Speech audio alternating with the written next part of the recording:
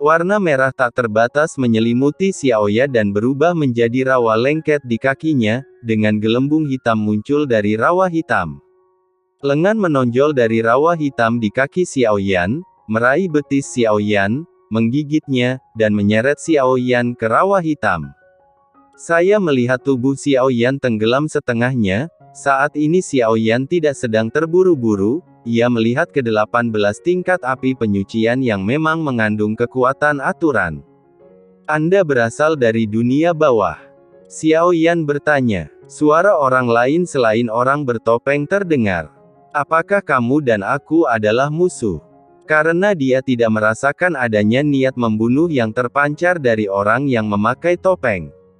Baik musuh maupun teman, jawab pria bertopeng itu. Xiaoyan menggaruk kepalanya saat mendengar ini. Dipahami. Xiaoyan tersenyum. Begitu Xiaoyan selesai berbicara, api menyebar di bawah kakinya. Alam dewa api Xiaoyan meledak, tidak terkecuali rawa di bawah kakinya, seolah-olah semua yang ada di sini terbakar. Mantan iblis Huaiyin Luo Tianjun berteriak tajam ketika dia melihat pria bertopeng pada saat ini. Keduanya memulai kontes di alam dewa abadi. Segera, di ruang yang dilihat Xiaoyan, sosok yang tak terhitung jumlahnya merangkak keluar dari rawa hitam di bawah, semuanya berisi aura yang kuat. Jiwa-jiwa ini seharusnya memasuki reinkarnasi, tetapi Anda menjebak mereka di sini. Seperti itu bisa dianggap tidak etis. Saat Xiaoyan melihat ini, matanya sedikit menyipit dan dia berkata dengan suara yang dalam. Orang yang saya bunuh bukanlah orang baik. Saya menjaga jiwa mereka dan membasuh mereka dari dosa-dosa mereka dalam kehidupan ini. Secara alami akan melepaskan mereka ke reinkarnasi. Pria bertopeng dewasa menanggapi Xiaoyan dengan cara yang sama, dan dia tampak tidak senang. Xiaoyan menyebut giok abadi miliknya sebagai Wudao.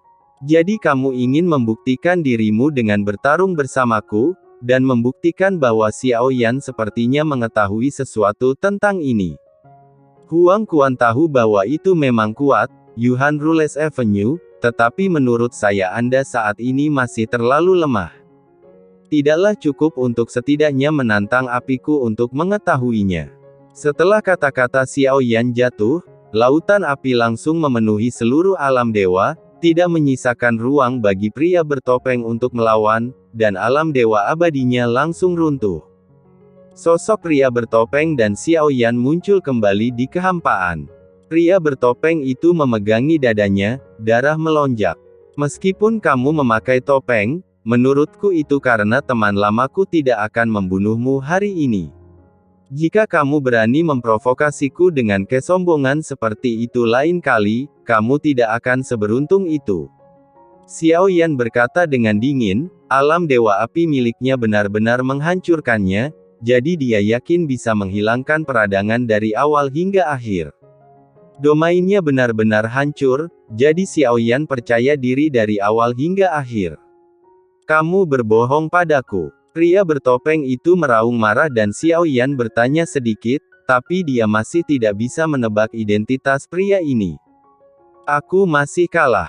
Suatu hari nanti aku pasti bisa mengalahkan pria bertopeng.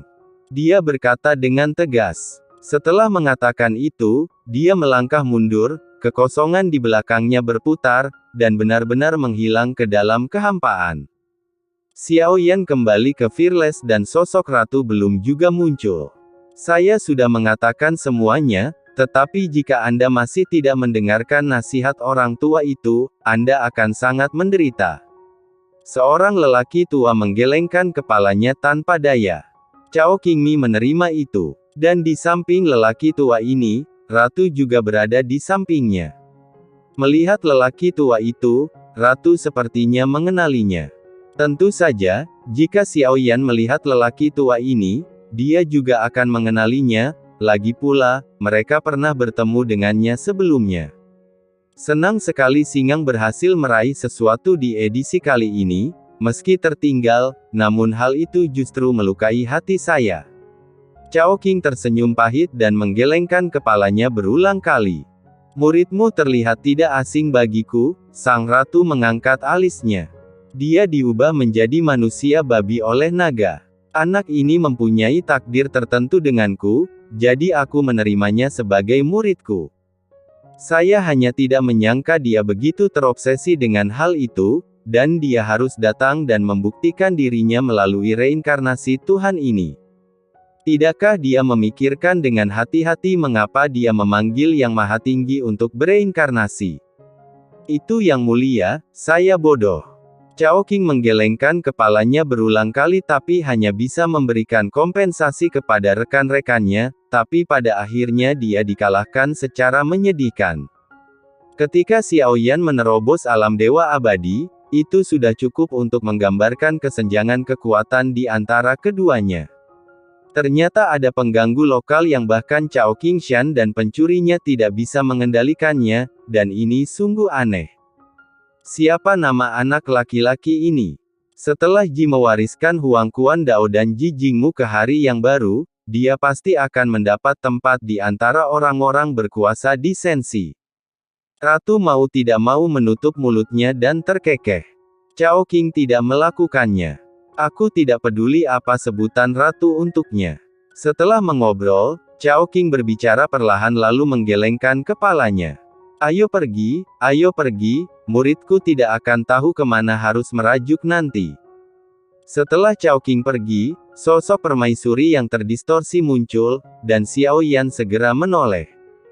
Orang ini, Xiao Yan dari Istana Ratu, menyaksikan tingkat ratu menghilang, yang pasti ada hubungannya dengan orang ini. Apakah kamu baik-baik saja? Ratu mengangguk dan memandang Xiao Yan. Siapakah orang yang bertopeng ini? Xiao Yan bertanya. Seorang murid dari seorang teman lama, sedangkan untuk pria bertopeng, tidak bisakah kamu mengenali identitasnya?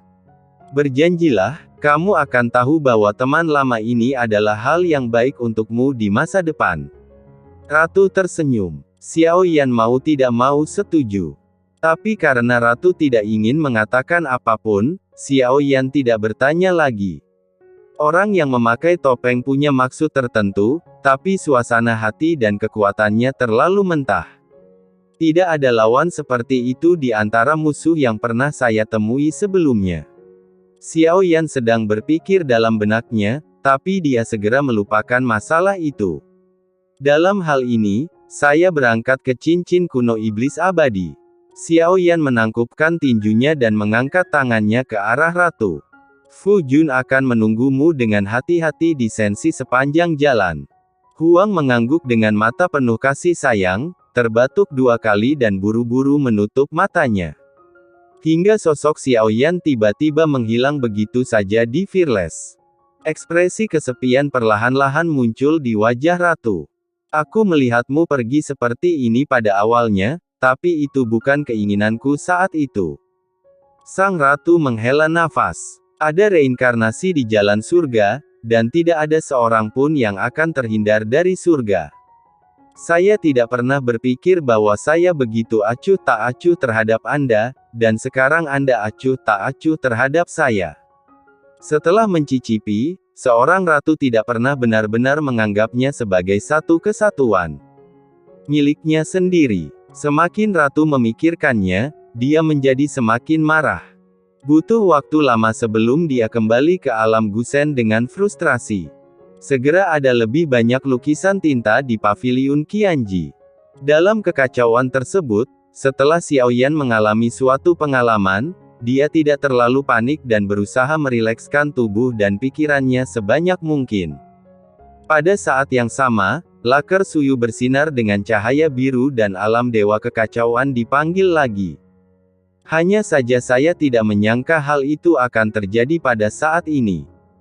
Dibutuhkan waktu untuk melakukan perjalanan antar dunia, dan ada bahaya di dalamnya. Karena Xiao Yan bahkan tidak bisa mengendalikan dirinya saat ini untuk melihat bahaya apa yang akan dia hadapi, dia mungkin bisa mati mendadak. Untungnya, begitu pikiran itu berpindah, pikiran itu menghilang. Dalam kata-kata dalam buku ini, jiwa sekali lagi merasakan perasaan menarik dan naik, dan kaki terus memadat dan berubah menjadi platform batu yang diukir dengan angka 9.